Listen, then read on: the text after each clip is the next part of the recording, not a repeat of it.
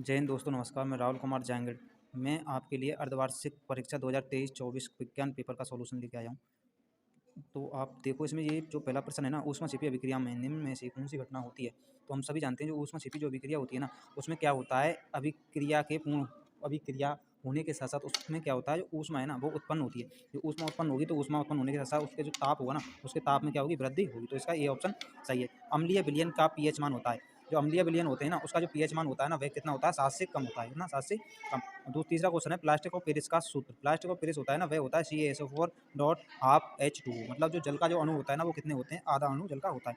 विद्युत शक्ति का SI मात्रक अपना क्या होता है, वाट होता है। क्या, वाट, जिसको हम W से लिखते हैं। ठीक है। मटर में गुणसूत्रों की जो संख्या होती है ना, मटर के पौधे में, वह होती है कितनी, 14। कितनी, 14। और जो दूरदृष्टि दोष का उपचार, जो ये दूरदृष्टि दोष है, इसके लिए हम कौन से लेंस का उपयोग करते हैं, उत्तल लेंस का। किसका, उत्तल लेंस का, जो कि किनारों से पतला होता है तथा बीच से क्या होता है, फूला हुआ। क्या, फूला हुआ। अब प्रोटीन पाचक एंजाइम, इसको हम सभी जानते हैं क्या होता है, पेप्सिन। ओके।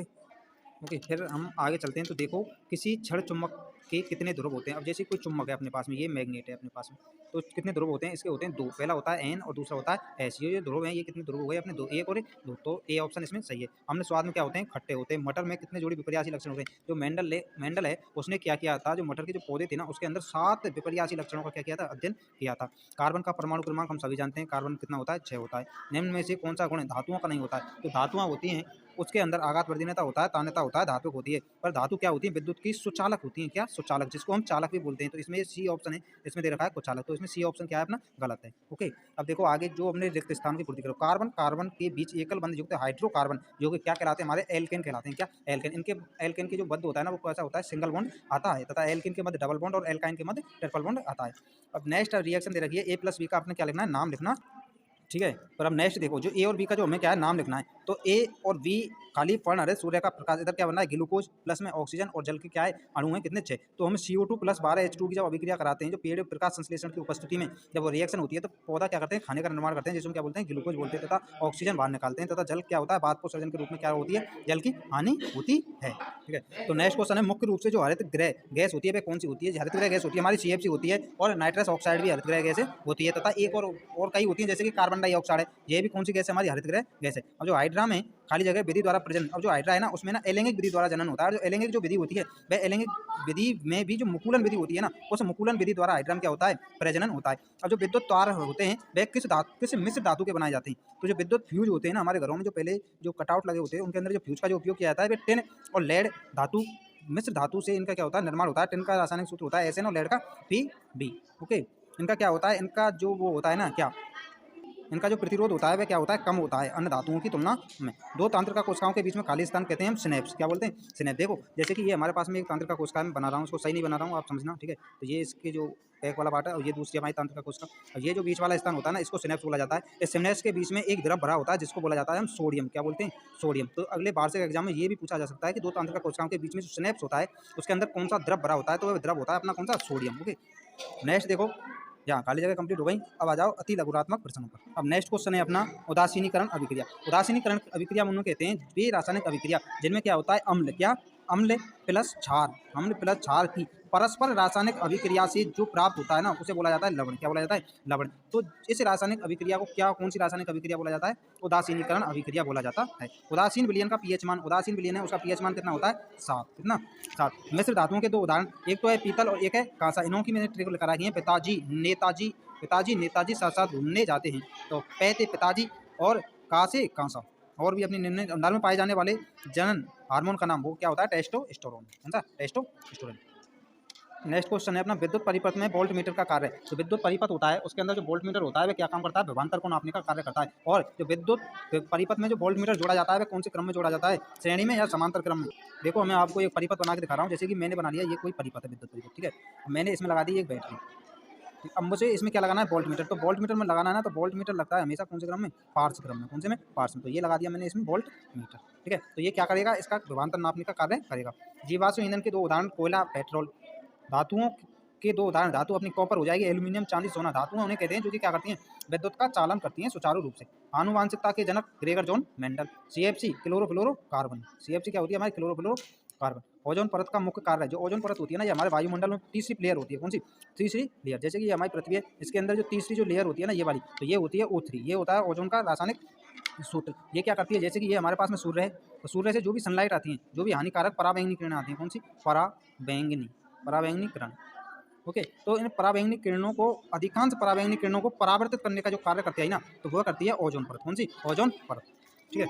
अब देखो नेक्स्ट क्वेश्चन 13वां, लोहे को जंग से बचाने के 2 तरीके। लोहा है, हमने अच्छी तरह से पढ़ा है, जैसे कि लोहे को क्या करना है हमने पहले, ठीक है। 13वां प्रश्न, लोहे को जंग से बचाने के तरीके। तो अपना जो लोहा होता है तो उसे हम जंग से किस प्रकार बचा सकते हैं, एक तो उस पर पेंट लगा के, और दूसरा ग्रीज लगा के, और तीसरा विद्युत लेपन विधि से भी हम क्या करते हैं, लोहे को जंग से बचा सकते हैं।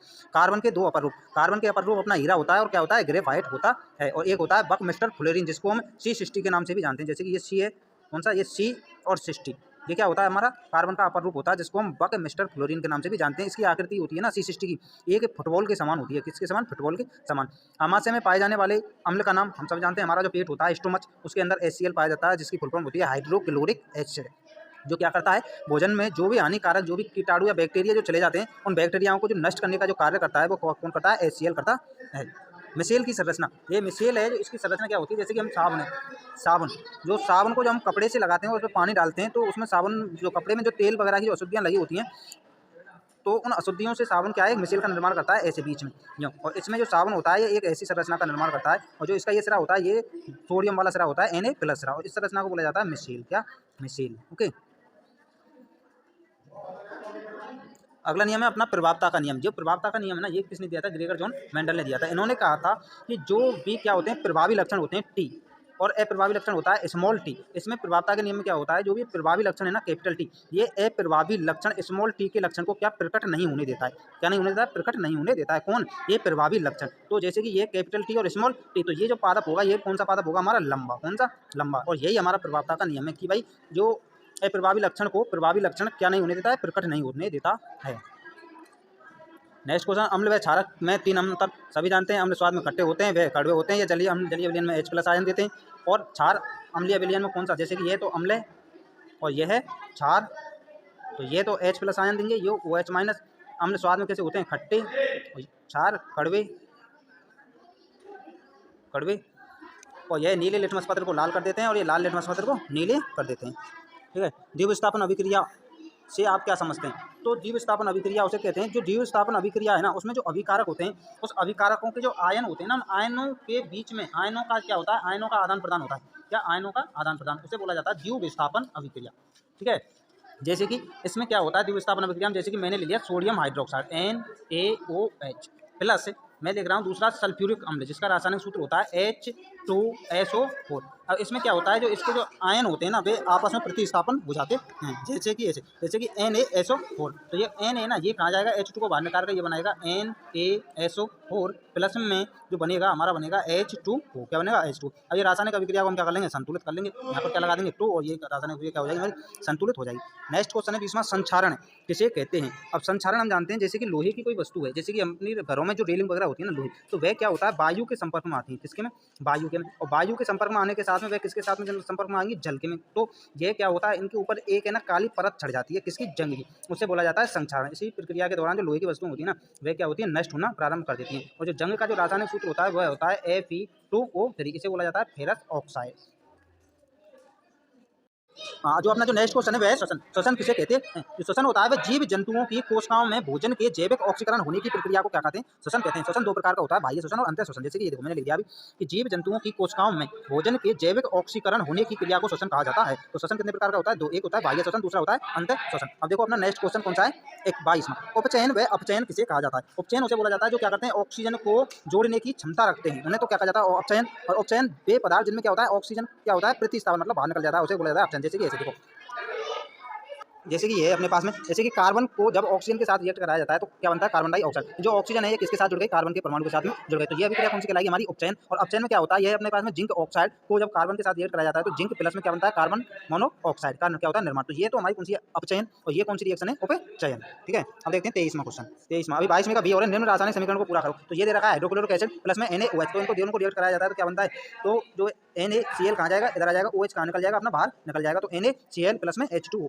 मानव में लिंग निर्धारण प्रक्रिया को चित्र से समझिए। और जो मानव है उसके अंदर किस प्रकार जो लिंग निर्धारण होता है, वो होता है X और Y के आधार पर। जैसे कि देखो, जैसे कि अपने पास में ये अपना क्या है, नर, क्या है, नर, और ये कौन है, मादा, ठीक है। जो नर के अंदर जो शुक्राणु होते हैं वे कौन से होते हैं, एक्स और वाई, और जो मादा होता है इसके अंदर एक्स और एक्स। अब जो नर का जो एक्स है ना, ये तो मादा के एक्स से क्रॉस होगा तो क्या बनेगा, एक्स और एक्स। इसको बोला जाता है क्या, लड़की, क्या लड़की। और ये कहाँ जाएगा, यहाँ, तो एक्स और वाई, ये क्या बनेगा, लड़का। तो इसकी जो ये होती है परसेंटेज भाई लड़का लड़की होने की, वे कितनी होती है, 50% होती है। मतलब 50% लड़का भी हो सकता है और 50% क्या हो सकता है, लड़की भी हो सकती है। ये क्या होता है, मानव में लिंग निर्धारण की प्रक्रिया।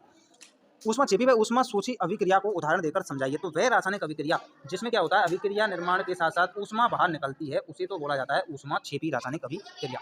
तो जैसे कि ये देखो, मैं अभी लिखता हूँ इसको, ऊष्मा छिपी को, ऊष्मा छिपी, जैसे कि ये अपने पास में CH4 प्लस में ऑक्सीजन के साथ रिएक्ट कराते हैं तो कार्बन डाइऑक्साइड प्लस जल प्लस में जो ऊष्मा होती है ये कहाँ निकलती है, बाहर निकल के जाती है। तो इसको बोला जाता है कौन सी रिएक्शन, ऊष्मा छिपी। और ये है ऊष्मा सूची। बेरियम हाइड्रोक्साइड प्लस में NH4Cl। तो इसमें क्या होता है, जो ये रासायनिक क्रिया ना, तो इसको संपन्न कराने के लिए इसको ऊष्मा की क्या होती है, आवश्यकता होती है, ऊष्मा की आवश्यकता। हाँ बस सब लिखाऊँ नहीं आ रहा है सही लगन से यहाँ पर। तो ये कौन सी होगी हमारी, ऊष्मा शोषी रासायनिक अभिक्रिया। ठीक है। अब हम नेक्स्ट देखते हैं, निकट दृष्टि दोष किसे कहते हैं। हम सभी जानते हैं वह जिसमें क्या होता है, हम निकट की वस्तु को स्पर्श देख पाते हैं, दूर की वस्तु को नहीं देख पाते हैं। क्यों, क्योंकि जो अनंत वाला बिंदु होता है वह कहाँ पर आ जाता है, हमारे नेत्र के पास में आ जाता है। ठीक है। तो निकट दृष्टि दोष को दूर करने के लिए उत्तल लेंस का प्रयोग किया जाएगा, उत्तल नहीं अवतल लेंस का, सॉरी अवतल लेंस का। सूर्य व सूर्यास्त के समय सूर्य का रंग लाल दिखाई देता है, क्योंकि जो लाल रंग होता है ना, उसका जो विक्षेपण होता है वह क्या होता है, सबसे ज़्यादा होता है, जिसके कारण हम लाल रंग को क्या कर पाते हैं, देख पाते हैं। और सूर्य कहाँ होता है, क्षैतिज पर होता है। कौन सी स्थिति पर होता है, क्षैतिज पर। जैसे कि हमारे पास में ये पृथ्वी है, नहीं भर गया है, जैसे कि ये अपने पास में पृथ्वी, तो ये मानो पृथ्वी है ये, तो ये कौन सी स्थिति होगी इसकी, क्षैतिज। कौन सी, क्षैतिज। और जब सूर्य कहाँ होता है, क्षैतिज पर होता है, क्या क्षैतिज पर। तो इससे एक तो पृथ्वी की दूरी क्या होती है, कम होती है। और क्या होता है, जो वायुमंडल होता है वह कैसा होता है, सघन माध्यम होता है वायुमंडल का। कौन सा, सघन माध्यम। और जब सूर्य का प्रकाश हमारे क्षैतिज को पार करके कहाँ जाता है, वायुमंडल के सघन माध्यम को पार करता है ना, तो इसका जो लाल रंग है ना, उसका विक्षेपण क्या होता है, सबसे ज़्यादा होता है, क्या सबसे ज़्यादा। इसलिए जो सूर्य होता है हमें कैसे दिखाई देता है, लाल दिखाई देता है। और दूसरा, व्यंजक चूर्ण का रासायनिक सूत्र। व्यंजक चूर्ण को हम कैल्शियम ऑक्सीक्लोराइड के नाम से भी जानते हैं। किसके, कैल्शियम ऑक्सीक्लोराइड, जिसका रासायनिक सूत्र होता है CaOCl2। ओके। अब ब्रेकिंग सोडा का रासायनिक सूत्र, जो ब्रेकिंग सोडा होता है ना, उसको हम किस नाम से जानते हैं, उसको जानते हैं सोडियम बाइकार्बोनेट के नाम से। किससे, ब्रेकिंग सोडा को जाना जाता है सोडियम बाइकार्बोनेट, जिसका रासायनिक सूत्र होता है NaH और CO3, NaHCO3। इसको बोला जाता है क्या, ब्रेकिंग सोडा, जिसका रासायनिक नाम क्या होता है, दूसरा सोडियम बाइकार्बोनेट। ठीक है। अब नेक्स्ट पूछ रहा है धावन सोडे का रासायनिक सूत्र में एक उपयोग। ठीक है। तो जो धावन जो सोडा होता है ना, इसी को हम खाने वाला सोडा बोलते हैं। कौन सा, खाने वाला, खाने वाला नहीं सॉरी, धोने वाला सोडा बोलते हैं, सॉरी। जो धावन सोडा होता है ना, इसको हम धोने का सोडा बोलते हैं। कौन सा, धोने का सोडा। जो इसका जो रासायनिक सूत्र होता है वो होता है सोडियम कार्बोनेट। कौन सा, सोडियम कार्बोनेट। जो सोडियम कार्बोनेट को किसका लिखा जाता है कि Na2CO3। तो Na2CO और 3, Na2CO3। अब ये रासायनिक सूत्र सल्फ्यूरिक अम्ल, इसे बोला जाता है अम्लों का राजा H2SO4। और कास्टिक सोडा को बोला जाता है NaOH। ओके। देखो अगला जो अपना नेक्स्ट क्वेश्चन है ना, वो है सुमेलित करना है। जो संतरा है ना, उसके अंदर जो कौन सा अम्ल पाया जाता है, वो पाया जाता है सिट्रिक एसिड। कौन सा, सिट्रिक एसिड। और सिरका है, उसके अंदर पाया जाता है एथेनोइक अम्ल। और जो एथेनोइक जो अम्ल है ना, उसका दूसरा जो नाम होता है वो होता है एसिटिक अम्ल। कौन सा, एसिटिक अम्ल। और जो नेटल का जो डंक होता है उसमें कौन सा पाया जाता है, मेथेनोइक अम्ल। कौन सा, मेथेनोइक अम्ल। इस मेथेनोइक अम्ल की वजह से ना हमारे शरीर में ना खुजली वगैरह, इन्फेक्शन वगैरह है ना, वो होता है, जिसके कारण जो हमारे शरीर है ना, उसमें क्या होती है, खुजली होती है। जहाँ पर मेटल का डंक वगैरह लगता है, क्या होती है, खुजली से सूजन की आने की संभावना होती है। नेक्स्ट है क्लोर क्षार अभिक्रिया। क्लोर क्षार अभिक्रिया मैंने आपको खूब अच्छी तरह से समझाया था कि इसमें क्या होता है, जो NaCl को जब जल के साथ में, जलीय विलयन के साथ में इसकी जो अभिक्रिया कराई जाती है ना, और जो अभिक्रिया होती है ना भाई, एक विद्युत अपघटनी अभिक्रिया होती है। कौन सी, विद्युत के द्वारा क्या किया जाता है, अपघटन कराया जाता है। तो इसमें सोडियम हाइड्रोक्साइड प्लस में क्लोरीन और हाइड्रोजन गैस बनती है। इस प्रकार से देखो, जैसे कि अपने पास में ये, तो हम क्या करेंगे, NaCl प्लस H2 तो इसका क्या कराएंगे, विद्युत अपघटन कराएंगे। क्या, विद्युत अपे और घटन। ठीक है। तो क्या होता है इसमें, sodium hydroxide NaOH plus chlorine plus और H2। और जो क्लोरीन जो गैस है ना, ये तो बनती है हमारी एनोड पर। किस पर, एनोड पर। और जो हाइड्रोजन जो गैस है ना, ये बनती है हमारी कैथोड पर। किस पर, कैथोड पर। ओके। ये तो क्लोरीन कहाँ बनेगी, एनोड पर, और हाइड्रोजन कैथोड पर। इसका एक डायग्राम भी है, तो वह डायग्राम भी क्या करना है, हमें बनाना होता है। जैसे कि हमारा क्या है, जलीय विलयन हो गया इसका, NaCl का। ठीक है। तो इस पर हमने क्या लगा दी, बैटरी लगा दी यहाँ पर, यूँ। तो मानो ये क्या है, अपना एनोड है, एनोड, और ये कैथोड है। ठीक है। तो एनोड पर तो कौन सी गैस बनेगी, हमारी क्लोरीन। ठीक है। और जो कैथोड है उस पर कौन सी गैस बनती है, H2, मतलब हाइड्रोजन गैस। ओके। ये कौन सी अभिक्रिया हो गई, हमारी क्लोर क्षार अभिक्रिया। फिर है मानव में उत्सर्जन किसे कहते हैं, उत्सर्जन तंत्र का नामांकित चित्र बनाइए। तो जो उत्सर्जन होता है ना मानव में, उत्सर्जन, उसका जो डायग्राम बनता है, वह डायग्राम होता है हमारी किडनी वाला। कौन सा, किरणी वाला। तो हम डायग्राम कैसे बनाएंगे, देखो सबसे पहले तो जो किरणी है ना उस सेम के दो आकार की किरणी होती है, जैसे ये हो गई ये किरणी और एक किरणी अपनी ये हो गई, ठीक है। अब ये अपनी क्या उतरी है, मूत्र वाहिनी, क्या मूत्र वाहिनी, और ये क्या हो गया हमारा मूत्राशय, क्या मूत्राशय। ये तो क्या है अपना मूत्राशय, मूत्राशय मूत्र वाहिनी, ठीक है। और ये क्या है हमारी किरणी, इनके ऊपर ग्लैंड भी पाई जाती है, ठीक है। तो ये क्या हो गया हमारा मूत्र मार्ग, ये तो क्या हो गया हमारा नाभ चित्र हो गया। और उत्सर्जन किसे कहते हैं, जो मानव में जो अपशिष्ट पदार्थों को क्या है त्यागना, क्या मानव में अपशिष्ट पदार्थों को त्यागना क्या कहलाता है, उत्सर्जन कहलाता है, ठीक है। बी है इसका, मानव में अपोहन डायलिसिस की क्रिया को समझाइए। जो अपनी जो किडनियाँ जो फेल हो जाती है ना, तो उसमें क्या होता है डायलिसिस करना पड़ता है। तो डायलिसिस मैंने आपको बढ़िया तरह से ही समझाया था कि एक क्या होता है अपोहन की क्रिया होती है इसके अंदर, क्या अपोहन। तो इसके अंदर तो क्या आता है हमारा अशुद्ध ब्लड, मतलब जो डीऑक्सीडाइज्ड ब्लड होता है, और इससे क्या होता है ये हेनले की लूप वगैरह की तरह क्या करता है कार्य करता है। तो इसमें क्या है अशुद्धियाँ नीचे बैठ जाती हैं, चल जाती हैं, तथा जो ब्लड होता है वो फिल्ट्रेशन होगा कहाँ चले जाता है, वापस चले जाता है, ठीक है। अब मानव में श्वसन तंत्र को समझाइए और चित्र बनाना है। मानव में श्वसन तंत्र है, ये आपने बढ़िया बताया था मैंने किस प्रकार होता है, अभी देखते हैं। देखो यहाँ देखो, तो क्या करना है हमें, सबसे पहले तो मानव का क्या डायग्राम बनाना। तो हम बना लेते हैं यहाँ पर जो फेफड़ी, मान के चलो ये है अपने पास में क्या फेफड़ी, इन्हें लंच बोलते हैं हम, ठीक है। अब ये लंच से क्या जाता है यहाँ पर यूँ नीचे आ जाएगा डायफ्राम, ये तो क्या हो गई हमारे फेफड़ी, ये ग्रसनी, और ये ग्रसनी कहाँ खुलेगी हमारी नासा द्वार में, कहाँ पे नासा द्वार। और इसके अंदर क्या होती हैं कूपिकाएँ होती हैं, कूपिकाएँ, जिनमें क्या आता है अपनी ऑक्सीजन, वायुमंडलीय ऑक्सीजन आती है तथा फिल्ट्रेशन होकर कहाँ जाती है, बाहर निकल जाती है। नेक्स्ट क्वेश्चन है अपना, मानव में लार, मानव की जो लार है ना उसमें कौन सा एंजाइम पाया जाता है, एमिलेज, कौन सा, एमिलेज, ठीक है। और इसका जो कार्य होता है क्या करता है, भोजन को लसलस है मतलब लारिया बनाने का कार्य करता है, जिसके कारण जो भोजन है उसको निगलने में क्या होती है आसानी होती है। उत्तल और अवतल दर्पण में दो अंतर, उत्तल जो दर्पण होता है बीच से फूला हुआ किनारों से पतला, और अवतल दर्पण है वो बीच से पतला और किनारों से फूला हुआ होता है, ठीक है। अब ये देखो इसमें एक डायग्राम दे रखा है विद्युत वाले पार्ट में से, चैप्टर में से, कि एक परिपथ में विद्युत धारा को परिकृत, मतलब इसमें आई का मान पूछ रहा है, किसका, आई का। तो इसको क्या करेंगे हम, सबसे पहले तो हम आर उसमें श्रेणी क्रम वाले फॉर्मूला को लगाएंगे कि आर एस बराबर R1 + R2। तो आर बराबर 3 + 3, आर का मान कितना आ गया 6 ओम, प्रतिरोध का मान कितना है अपना 6, बी का मान प्रश्न में दे रखा है, कितना दे रखा है 2 वोल्ट, और ओम के नियम के अनुसार आई बराबर क्या होता है V/R 2/6। इसका जब हम 6 का इसमें जब भाग देंगे तो आता है, जब 6 का भाग जब 2 में लगाया जाता है तो 0.33, और इसका मात्रक क्या होगा आई का एम्पियर, विद्युत धारा का मात्रक क्या होता है एम्पियर, तो 0.33 एम्पियर इसका क्या होता है आंसर होता है, ठीक है। स्नेल का नियम है, ठीक है। स्नेल का नियम क्या कहता है, आपतन कोण की जा और अपवर्तन कोण की जा का अनुपात एक नियतांक होता है, इसे क्या बोलते हैं हम स्नेल का नियम, sine i upon sine r, ये क्या है हमारा स्नेल का नियम। दैट्स ऑल, आपका पेपर कंप्लीट हो गया। मैं आशा करता हूँ आप सभी का पेपर कैसा गया होगा, अच्छा गया होगा। थैंक यू, धन्यवाद। ज़्यादा से ज़्यादा इस वीडियो को शेयर करना। Okay, thank you.